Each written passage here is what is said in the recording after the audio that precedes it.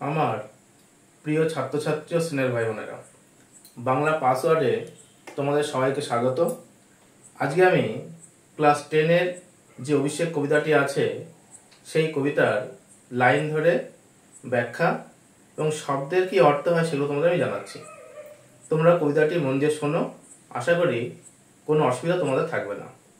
তাহলে আমরা পূর্বসূত্র অনুযায়ী জেনেছিলাম যে দেখো, রামচন্দ্রকে হত্যা করে ইন্দ্রজিৎ প্রমোদ কাননে বিলাসিতায় মত্ত, এবং ঠিক তার পরবর্তী সময়ে দেখা যায় যে রামচন্দ্র বেঁচে ওঠে তার ইন্দ্রজিতের প্রিয় ভাই বীরবাহুকে হত্যা করেছে। এবং এই খবর কুলদেবী অর্থাৎ স্বর্ণলঙ্কার কুলদেবী লক্ষ্মী প্রভাষার ছদ্মবেশে, প্রভাষাকে ইন্দ্রজিৎ ধাত্রী, প্রভাষার ছদ্মবেশে সে ইন্দ্রজিৎকে জানাতে এসছে। তো এসেই প্রথমে শুরু হচ্ছে এইভাবে কবিতার যে কনক আসন ত্যাজি বীরেন্দ্র কিশোরী ইন্দ্রজিৎ প্রণমিয়া ধাত্রীর চরণে কহিলা, কি হেতু মাত গতি তব আজি এ ভবনে কহদাসে লঙ্কার কুশল। অর্থাৎ যদি আমরা শব্দের অর্থগুলো আগে জেনে নেই তাহলে লাইনের ব্যাখ্যা করতে সুবিধা হবে। কনক আসন অর্থাৎ সোনার সিংহাসন, ত্যাজি মানে ত্যাগ করে, বীরেন্দ্র কেশরী অর্থাৎ বীর সিংহের ন্যায় সিংহের মতো যে শক্তিশালী ইন্দ্রজিৎ প্রণমিয়া প্রণাম করলেন, ধাত্রী মানে মাতা, চরণে মানে পায়ে, এবং বললেন কি হেতু মাত কোন কারণের জন্য, গতি তব আজি এই ভবনে এসে উপস্থিত হয়েছে, কহদাসে লঙ্কার কুশল অর্থাৎ স্বর্ণলঙ্কার কুশল কি সেটা জানাতে বলল। তো লাইনের ব্যাখ্যা কি হতে পারে যে সোনার আসন ত্যাগ করে বীর সিংহ ইন্দ্রজিৎ ধাত্রীমাতার চরণে প্রণাম করে জানতে চাইলেন যে প্রভাষা কেন সেই প্রমোদ কারণে এসে উপস্থিত হয়েছে, তাকে অর্থাৎ ইন্দ্রজিৎকে স্বর্ণলঙ্কার কুশল সংবাদ জানাতে বলল। শিরচুম্বী ছদ্মবেশী অম্বুরাশি সুতা উত্তরিলা, হায় পুত্র কি আর কহিব কনক লঙ্কার দশা, ঘোরতর রণে হত প্রিয় ভাই তব বীরবাহু বলি।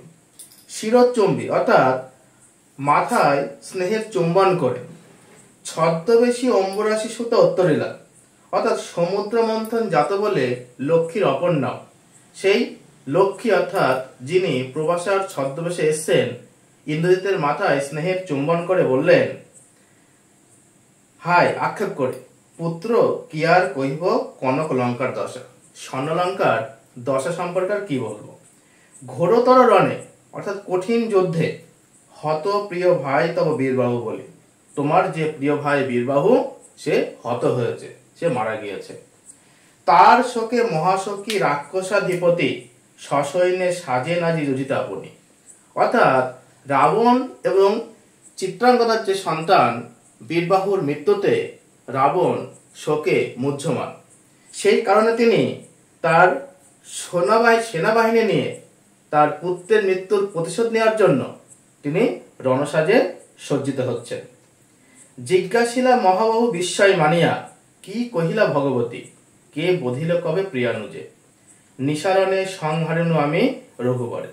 অর্থাৎ জিজ্ঞাসিলা মহাবাহু মহান বাহুজার শক্তিশালী, অর্থাৎ ইন্দ্রজিৎ সেই তার মাতা প্রভাষাকে জিজ্ঞাসা করছে অবাক হয়ে, কি কহিলা ভগবতী লক্ষ্মীর অপর নাম, হে মা তুমি আমাকে এ কি বলছো, কে বধিল কবে প্রিয়ানুজে, আমার সেই ছোট ভাই বীরবাহুকে কে কবে হত্যা করলো, নিসারণে সংহারেণু আমি রঘুবরে, আমি রাত্রিকালীন যুদ্ধে অর্থাৎ ইন্দ্রজিৎ রাত্রিকালীন যুদ্ধে রামচন্দ্রকে হত্যা করে এসছে।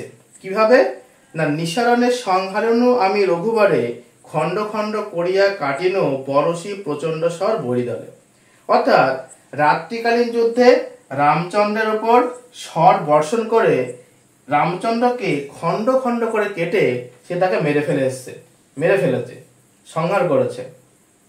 তবে বার্তা, তাহলে সে অবাক করা খবর সে কোথায় পাচ্ছেন, এই অদ্ভুত বার্তা, এই অবাক করা খবর জননী কোথায় পাইলে তুমি শীঘ্র খবর আসে।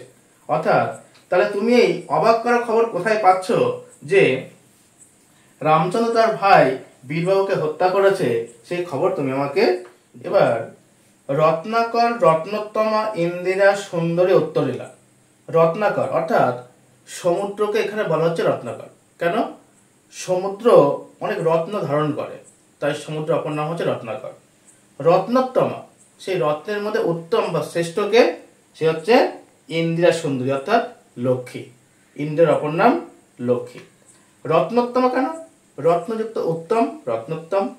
আর এখানে স্ত্রীলিঙ্গে রত্নোত্তমা শব্দটি ব্যবহার করা হয়েছে। সেই রত্নদের মধ্যে শ্রেষ্ঠ লক্ষ্মী এবার উত্তর দিল, হাই পুত্র, মায়াবী মানব সীতাপতি।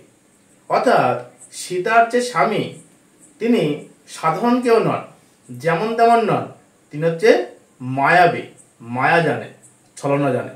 অর্থাৎ সীতার প্রতি রামচন্দ্র সাধারণ কোনো মানুষ নয়, সে হচ্ছে মায়াবী। তাই সেই কারণে ইন্দ্রজিৎ তাকে স্বর্বর্ষণ করে খণ্ড খণ্ড করে হত্যা করলেও সে আবার বেঁচে ওঠে তার প্রিয় ভাই বীরবাহুকে হত্যা করেছে। তাই বলছে মায়াবী মানব সীতাপতি তব স্বরে মরিয়া বাঁচিল। অর্থাৎ সে ইন্দ্রজিতের স্বরে রামচন্দ্র মরে গিয়ে পুনরায় জীবন লাভ করেছে। যাও তুমি তরা করি। প্রভাসা সে ইন্দ্রজিৎকে বলছে যে তুমি তাড়াতাড়ি যাও। তাহলে কোথায় যাবে? সে প্রমোদ কানন থেকে যাবে স্বর্ণলঙ্কায়। কেন? বলছে রক্ষ রক্ষ কুলমান, অর্থাৎ তুমি রক্ষা করো, রক্ষ কুলমান অর্থাৎ রাক্ষস বংশের মান মর্যাদা, এ কাল সমরে রক্ষ চূড়ামণি, অর্থাৎ রাক্ষসদের যে শিরোমণি অর্থাৎ ইন্দ্রজিৎ, তুমি সেই প্রচন্ড যুদ্ধ করে বা কাল সমরে তুমি সেই স্বর্ণলঙ্কার মান সম্মানকে রক্ষা করো। আশা করি এটুকু বুঝতে তোমাদের কোনো অসুবিধা থাকলো না। যদি কোনো অসুবিধা হয় আমাকে কমেন্টে জানিও, আমি অবশ্যই সেই সমস্যার সমাধান করব। এটুকুই, পরবর্তী ভিডিওয় বাকি অংশ আমি বলে দেবো, অবশ্যই চোখ রেখো পরবর্তী ভিডিও।